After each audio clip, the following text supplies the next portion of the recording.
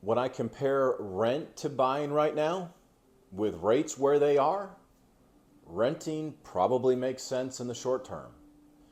If I use the average median home price of $425,000, 10% down with a rate of around 7.5%, and I include all the HOA, the insurance, and the taxes, renting from a cash flow perspective in year one is better. Making the wrong choice between renting and buying could cost you thousands, if not millions, over your lifetime. In today's video, we're going to dive deep into the age-old debate of renting versus buying.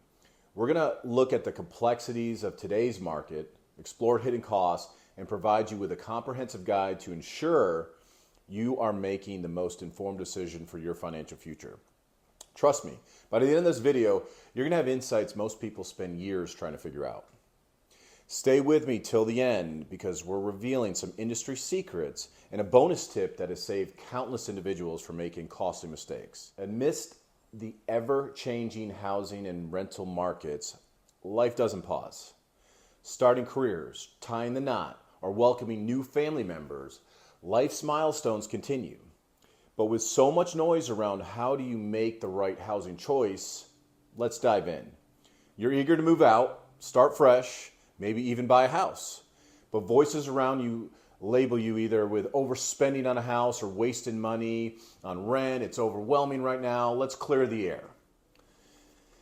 Renting often gets a bad rap.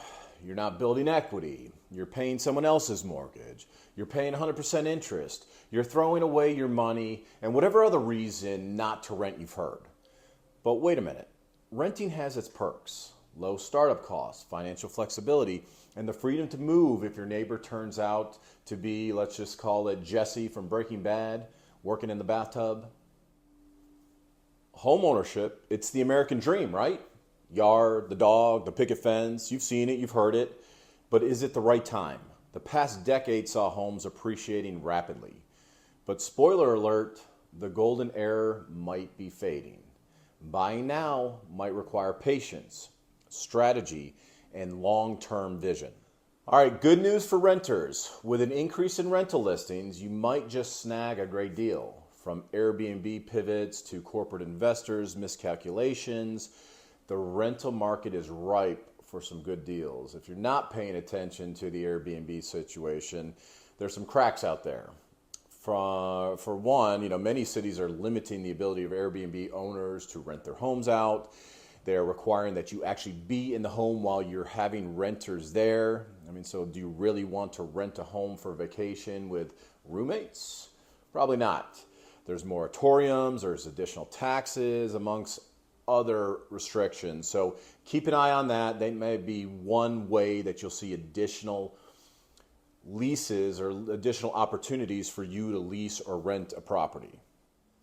What about the current home buying environment? Still competitive. 40% of homes are still receiving multiple offers, but there's a twist. While many are battling for homes, rising interest rates, lower level of appreciation is a concern. In many areas, appreciation may not even outpace inflation. The potential for decline might change the game. Patience could be your best ally.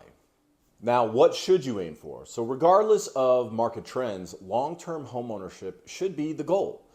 But the strategy might need a tweak.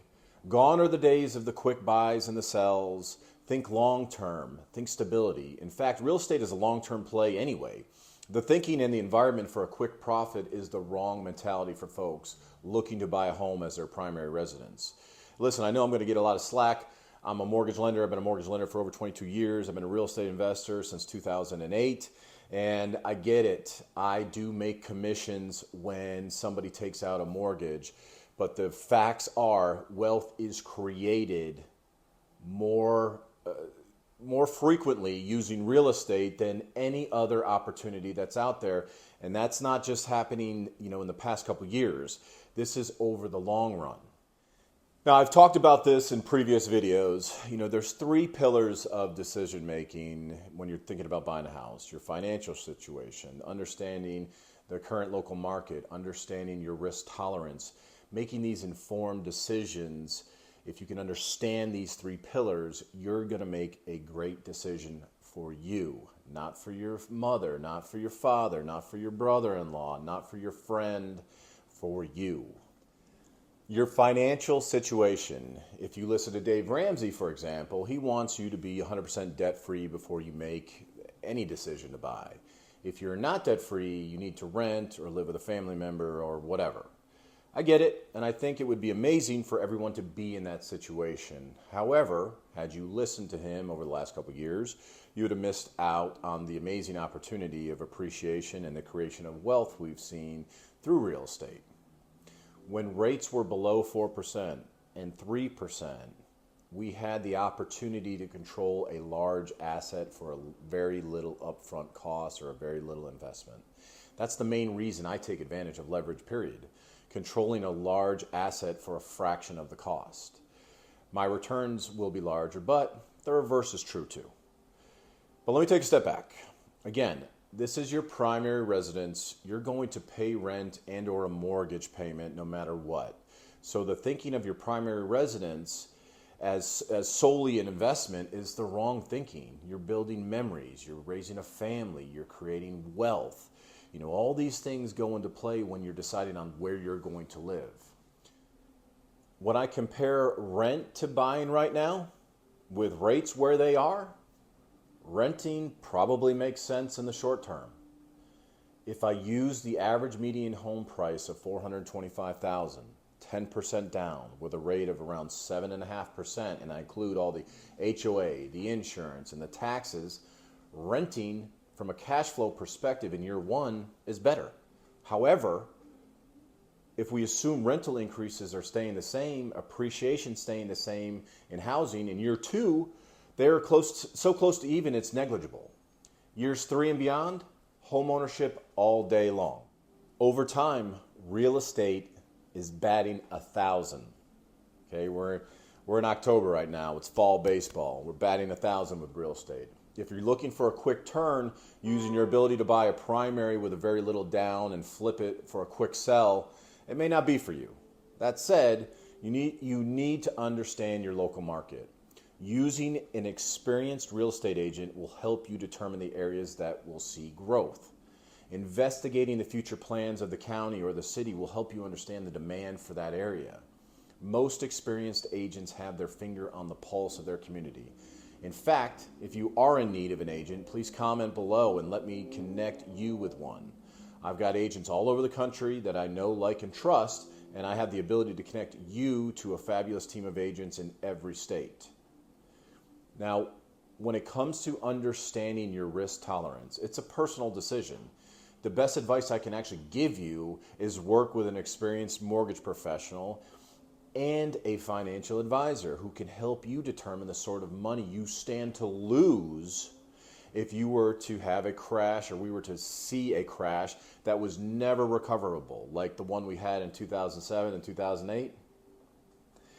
Can you live with losing that money?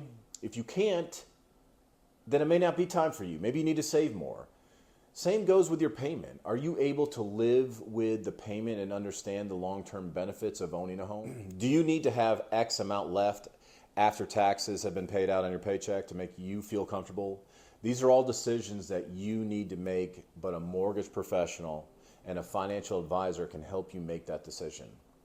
I can help connect you with a financial advisor. I can give you recommendations for a mortgage professional, and I'm happy to help you get set up with either or.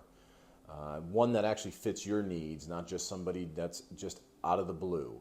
You know, after a discussion that we have, I'm happy to put you with somebody that actually is going to work with you and works well with you, not just because they're a commission. It's the triangle of success. Understanding these three pillars, you'll know where you stand. Are you ready to take the plunge, or is it wiser to wait? So let's evaluate. I can help you with that, and I'm happy to help you. You know, whether you rent or you buy, remember, it's about making the best decision for you. Equip yourself with knowledge. Assess the situation and take a step towards accomplishing your dream, whatever that is. You're going to have haters and doubters no matter what you decide to do. So do what's best for you. Make the best decision that's going to be suited for you and your family. Don't do it for anybody else.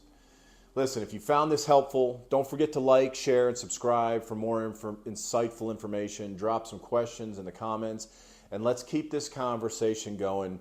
This is another guaranteed message, and I'm happy to help. Have a great day.